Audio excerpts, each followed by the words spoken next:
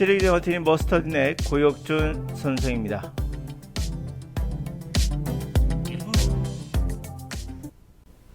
자, 오늘 시간은 독해와 듣기가 서로 연관이 있을까요? 그거에 대한 질문으로 시작해 보겠습니다. 자, CNN이나 BBC 같은 방송을 듣는 거, 그것은 사실 듣기죠. 근데 뭐 미드 영화를 듣는 거, 그것도 듣기죠. 근데 토론도 듣기. 근데 소설이 있는 거나 타임즈나 뉴스윗 같은 경우는 독해죠. 서로 관련이 있을까요? 독해 듣기가 서로 관련이 있을까에 대한 대답.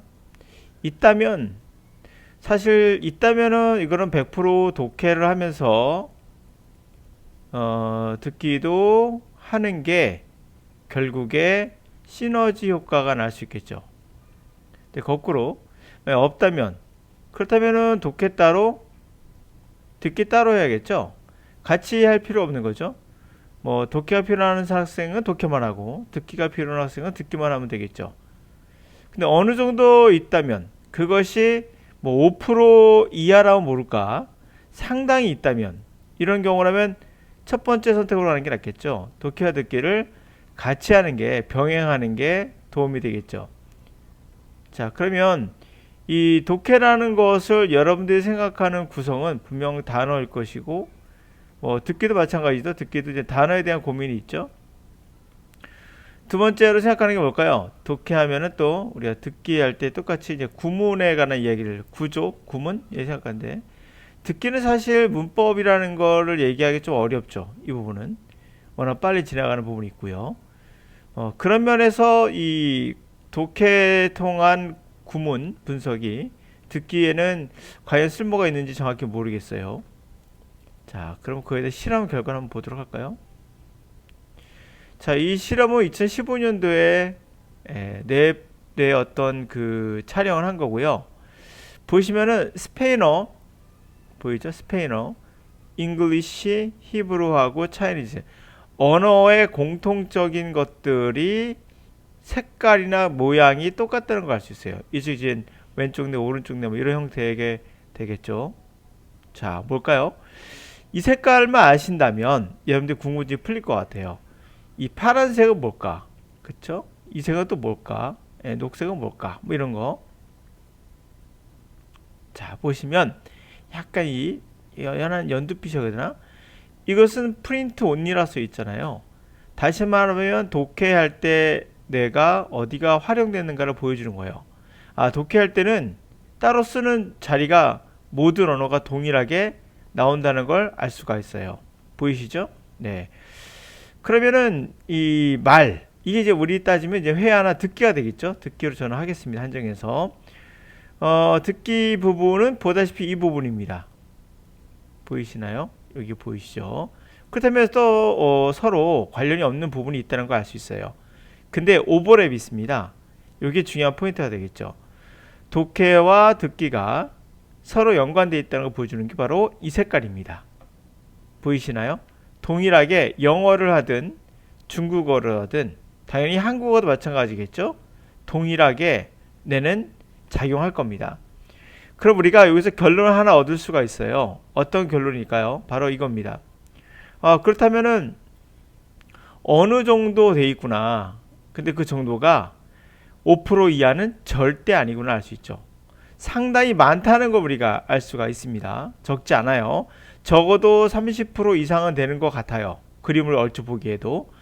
그렇다면은 독해를 통해서 듣기를 배운다. 100% 맞는 건 아니지만 적어도 관련이 있어요. 듣기를 통해서 독해를 배운다. 적어도 100%는 아니지만 관련은 있어요. 그렇다면 우리가 결론에 도달했죠. 어느 정도 있다면에 속하고요. 그때 병행하는 게 낫겠는가? 네, 그림을 보시면 알겠지만은 병행하는 게 훨씬 더 나은 방법이라는 걸 알 수 있죠. 듣기 연습하실 때 설마 문법 공부하는 분은 없을 겁니다. 그만큼 문법을 공부하는 것보다는 독해를 공부하면서 동시에 듣기를 함께 병행해 주는 게 서로 간에 도움이 된다는 걸 알 수 있습니다. 자, 지금 글자 하나 보시겠습니까? 이 문장 같이 해석해 볼 건데요. 보이기에는 여러분 생각하기에 아주 단순한 문장 주어 동사 같지만은 여기 있는 모든 것들을 본다면 되게 복잡합니다. M자 보이십니까? M자. 반면에 N자 보이십니까? 이 차이가 그렇게 크지가 않아요. 근데 이것을 우리 눈은 구별해 낸다는 거. 독특하죠? 그리고 보시면 알겠지만 또 비슷한 단어도 있거든요. 지금 활자체가 또 H란 단어 보세요. H란 단어도 사실 N자에서 하나 조금 올린 거거든요. 이거를 구별해서 해석을 한다는 겁니다. 자, 이렇게 비슷비슷한 것들이 있는데 불구하고도 그것을 찾아낸다는 거죠. 자, 그렇다면 이러한 복잡한 것들을 여러분들이 해석을 통해서 어떻게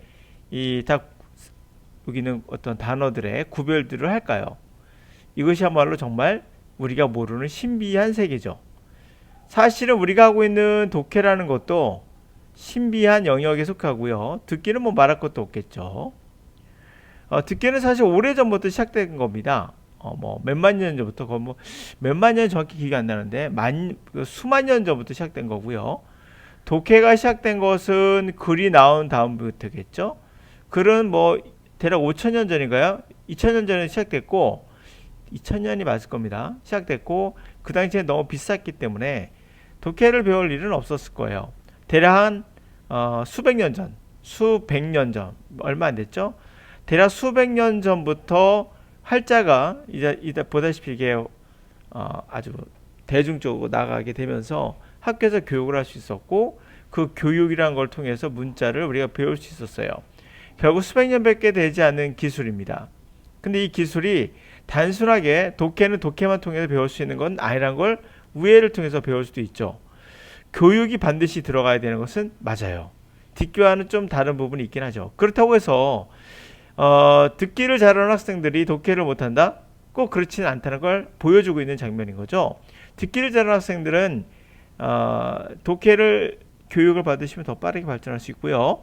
독해를 잘하는 학생들은 듣기를 또 훈련을 잘하면 두 개가 함께 발전할 수 있다는 겁니다. 같이 한번 해보도록 할게요. 자, 이 문장 같은 경우 같이 한번 해볼 건데요.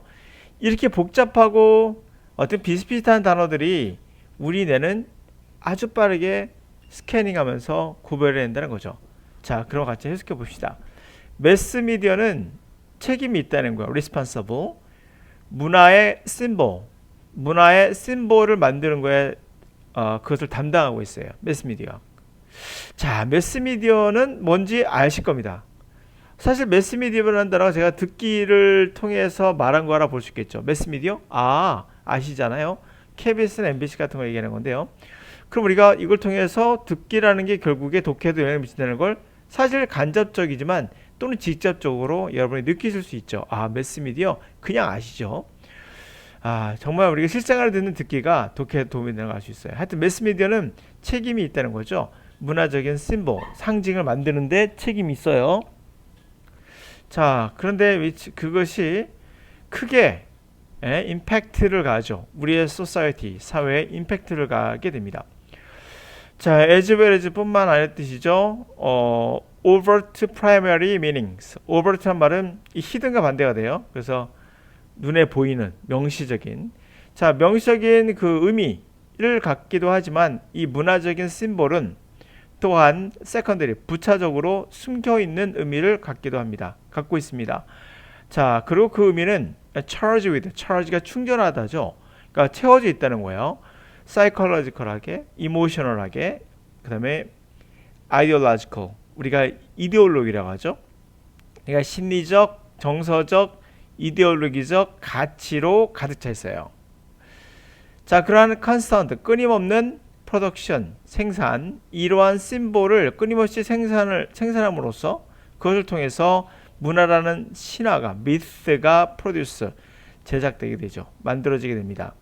이러한 미스, 신화가 composed of story, 스토리로 구성되어 있고, 그리고 stereotypes, 고정관념도, 그리고 이미지로 구성되어 있습니다. 그래서 그것은 심볼, 상징화하죠. main aspect, culture, 문화의 주 측면들을 상징화하는 그러한 스토리, 스테레오타입, 이미지로 구성되어 있어요. 예를 들어 볼게요. 매스미디어는 bombard, 폭격하듯이 우리를 이미지로 폭탄 터듯이 폭격을 합니다. 여성의 physical perfection, 육체적 완벽한 이미지로 우리를 bombard, 폭격하듯이 퍼붓습니다. 이러한 걸 통해서 through modern women, 여성들은 being taught, 가르침을 받죠. cultural myth, 문화적인 신화의 가르침을 받아요. 그것은 뭐냐? unless, 만약에 she able improve, 개선할 수 없다면 every feature, 모든 생김새, 그녀의 face, 얼굴과 body의 모든 feature, 특징, 그러한 생김새, 모양새를 improve, 개선할 수 없다면 그녀는 결코 consider successful, 여자로서 성공한 걸로 생각될 수 없다는 거죠. 따라서 women, 여성들은 having condition, 우리가 컨디션 하면 조건 떠오르죠. 동사할 때는 조건 반사를 생각하시면 돼요. 여성들은 그렇게 조건 반사 쪽으로 훈련되어 있다는 거예요. 조건 반사 아시죠? 우리가 먹이를 계속 먹이면 입에 침이 돌듯이 그렇게 조건에 따라서 반응하는 걸 우리가 조건 반사라고 하죠. 그걸 생각하시면 돼요. 여성들은 이렇게 훈련이 되어 있는 거예요. 조건의 반사처럼 훈련되어 있습니다. 그들의 돈을 expensive, 비싼 clothes, 옷에 소비하게끔, 코스메틱 프로덕트, 화장품 제품에 그런 것을 사게끔, 지출하게끔 조건 반사적으로 훈련이 되어 있다는 거죠. far from, 멀리 있다는 거야. 다시 말하면 관계가 없다는 거예요. 진정한 society representation, 진정한 사회의 어떤 대변, 그렇죠? 진정한 사회를 대변하는 거와는 관계없이, 사회적인 사회를 대변하는 거와는 상관없이 문화적인 신화는 결국 애드버타이저, 저널리스트, 텔레비전 프로듀서나 무비 디렉터들에 의해서 만들어진다는 거죠. 문화 신화가. 사회를 진짜 대변하는 건 아니죠. 문화 신화, 우리가 뭐 화장품을 사서 비싼 옷을 사서 몸매를 완벽하게 해야 돼. 이런 것들이 사실 진정한 사회를 레프레젠테이션, 대변하는 건 아니잖아요. 그렇죠? 사회를 대변하는 건 아닌데 이 문화 신화가 결국엔 광고업자나 TV 프로듀서나 무비 디렉터에 의해서 크리에이트, 만들어진다는 거죠. 네. 보시기에 이렇게 쭉 해석해 보면은 우리가 생각하는 것처럼 정말 영어라는 것이 단순하게 구문과 분석과 그런 걸로 되어 있지 않다는 걸 알 수가 있습니다. 보다시피 그렇게 우리가 결국에 해석한다는 것은 단순하게 그런 것만이 아니라 뭐가 들어가는 것 같아요? 뇌가 활성화되는 걸 봐서 뇌가 상당 부분이 활성화되고 있죠. 바로 배경 지식이 들어간다는 걸 알 수 있어요. 단순하게 동사, 목적어 이런 것이 아니라 정말 이 배경 지식이라는 게 같이 움직이구나. 배경 지식이 뭡니까? 우리 뇌가 갖고 있는 기본적인 소양이 되겠죠. 그래서 매스미디어도 사실 말하자마자 여러분들이 말하지 않아도 알아요. 그렇죠? 매스미디어는 뭐뭐다라고 구체적으로 설명하지 않더라도 대중이 미디어, 대중매체 하면 우리가 뭔가 알죠. 대중이란 말 자체도 사실 추상적인 단어예요. 일반적인 사람이란 말해야 되나? 아니면 여기는 뭐 대중이란 말 꼬마도 들어가나? 뭐 그렇게 구체에 따지지 않더라도 매스미디어라는 건 아실 수 있었을 겁니다. 그럼 문화적인 심볼이라고 제가 그냥 말을 했을 때 그 뜻을 여러분들은 그냥 아셨죠. 벤츠를 심볼이 뭐죠? 이거죠. 이 벤츠 심볼이요. 그러니까 문화적인 심볼이 뭘까? 뭐 대충 느낌이 와요. 그게 문화적인 배경 지식이 있기 때문인 거예요. 벤츠라는 것의 심볼도 알고요. 이렇게 우리 뇌는 단순하게 언어를 구문이나 단어 암기로 하는 것이 아니라 독해와 듣기와 경험과 배경 지식 종합적으로 한다는 걸 알 수 있어요. 그렇다면 언어를 독해를 배운다면 또 듣기를 배운다면 가장 좋은 방법이 최선의 방법이 뭐겠는가 한다면 구문 독해는 아닌 것 같아요. 제가 보기에 분명 배경 지식과 역시 독해와 듣기를 함께하는 게 가장 좋은 방법이라고 생각됩니다. 역시 배경 지식은 독해와 듣기의 경험을 통해서 얻는 것도 있고 일상생활에서 얻는 것도 있겠죠. 두 번째로는 독해와 듣기라는 것은 또 따로따로 공부하더라도 서로 도움이 된다는 것도 알 수 있었을 겁니다. 그러니까 문화적 상징이라는 게 결국 사회에 영향을 미치고 그 상징이라는 게 뭐다라고 뒤에 설명을 해주고 있죠. 뭐라 했습니까?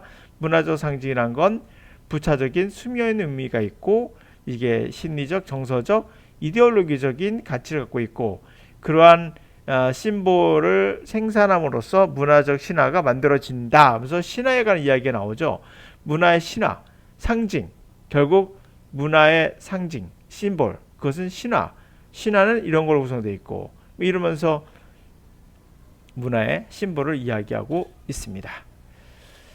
자, 결론 내렸습니다. 여러분 독해하실 때는요. 듣기를 게을리하지 마세요. 서로 도움이 됩니다. 듣기를 원하시면 독해를 게을리하지 마세요.